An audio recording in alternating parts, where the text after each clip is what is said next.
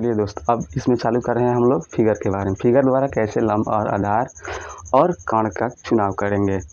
देखिए, त्रिकोणमिति में अधिकतर यही होता है, लंब आधार कर्ण का चुनाव सही से नहीं हो पाता है। अगर लंब कर्ण आधार का चुनाव सही से नहीं हो पाएगा तो त्रिकोणमिति हमारे जैसे स्टूडेंट या आप जैसे स्टूडेंट को बहुत सारी कठिनाइयों का सामना करना पड़ता है केवल इसके फिगर को समझने में। अगर हम लोग फिगर को सही से समझ लेंगे तो मुझे उम्मीद है कि नहीं तो 25% हल हो गया केवल चुनाव करते समय। अगर चुनाव कर लिए त्रिकोणमिति के तीनों साइड के बारे में तो हम लोग का 25% हल हो गया, और उसके बाद जो रहा उसके रूल के आधार पर हम लोग को सॉल्व करना होगा।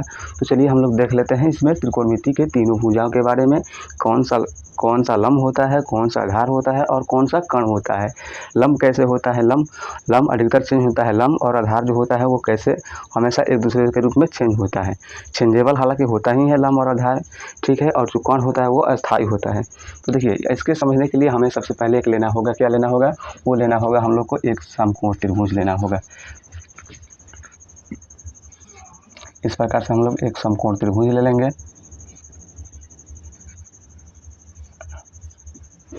जिसमें इसको मान लेते हैं शीर्ष ए, शीर्ष बी, शीर्ष सी। इसमें हो गया।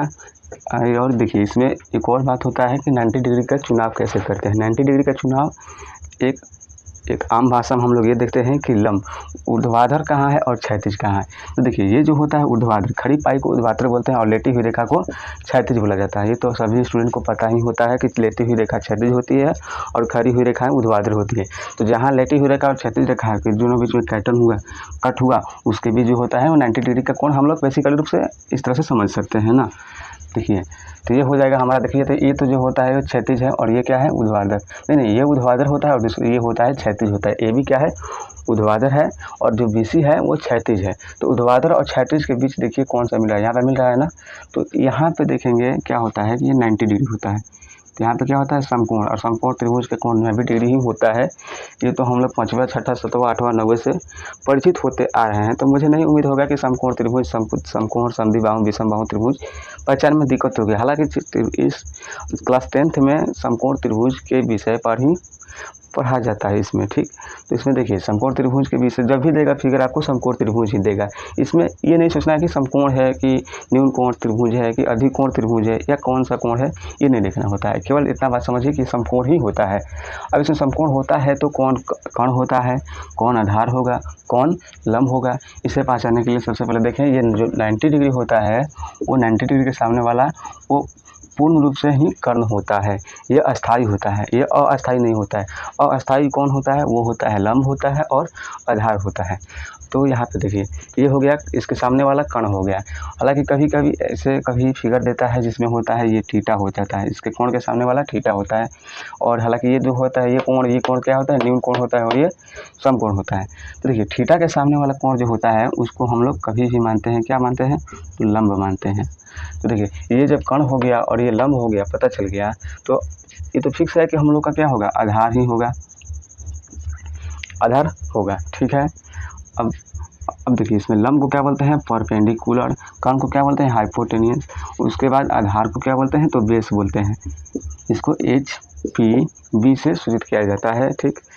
अब देखिए, इससे अगर कंफर्म नहीं हुआ तो देखिए, एक और कभी कभी ऐसे भी दे दिया होता है कि अधिकतर स्टूडेंट क्या गलती यहाँ पे भी होता है, जैसे ये P हो गया शीर्ष, Q हो गया शीर्ष, R हो गया। कभी कभी यहाँ पे थीटा दे देता है तो कितने सारे बच्चे हैं जो थीटा को नज़रअंदाज कर देते हैं, थीटा को इग्नोर कर देते हैं। डायरेक्ट वो देखते हैं कि इसके सामने ये वाला जो खड़ी पाई होता है वो लंब होता है, लेटी हुई रेखा आधार होती है, और उसके 90 डिग्री के सामने वाला वो तो कर्ण होता है। यही तो कर्ण का चुनाव बहुत जल्द कर लेते हैं, लेकिन इसमें होता है लंब का चुनाव करना सबसे कठिनाई होती है। तो हालांकि जिस तरह से इसमें बताएंगे थीटा के सामने वाला लंब होगा, उसी प्रकार अगर यदि यहाँ पे थीटा आ गया तो ये भी क्या हो जाएगा, हमारा लंब होगा। और जो बच्चा वो शेष क्या बचा है, वो हमारा शेष हो जाएगा आधार होता है। क्लियर। ये क्या होगा, हाइपोटेनियस, ये होगा हमारा बेस होगा, ये हो जाएगा परपेंडिकुलर। कभी कभी ऐसे भी होता है कि अगर फिगर इस प्रकार से तो कभी कभी इस तरह से उल्टा दे दिया होता है, तो इसमें सारे लड़कों को दिक्कत आ जाती है कि अगर यहाँ पे थीटा दे रहे तो जैसे ये हो गया XYZ मान लेते हैं। तो देखिए, अब थीटा के सामने ये 90 डिग्री के सामने वाला ये तो फिक्स है, क्या होगा, कर्ण। ये तो मुझे नहीं पता कि तीसरे एग्जाम्पल में, मुझे जहाँ तक उम्मीद है तीसरे एग्जाम्पल में आप लोग को क्लियर हो जाएगा। ये क्या होगा, कर्ण होगा। थीटा के सामने वाला फिर क्या करेंगे, थीटा के सामने इतना बात याद रखिए, जहाँ थीटा उसके सामने लंब हो जाएगा। ये क्या हो गया, लंब होता है। और तो जो बचा हुआ है वो क्या हो जाएगा, हमारा आधार हो जाएगा। आधार होता है, जिसको इसको बोलते हैं बेस, इसको बोलते हैं परपेंडिकुलर, और इसको बोलते हैं हाइपोटेनियस। परपेंडिकुलर, हाइपोटेनियस, बेस, जिसको बी से कहता है।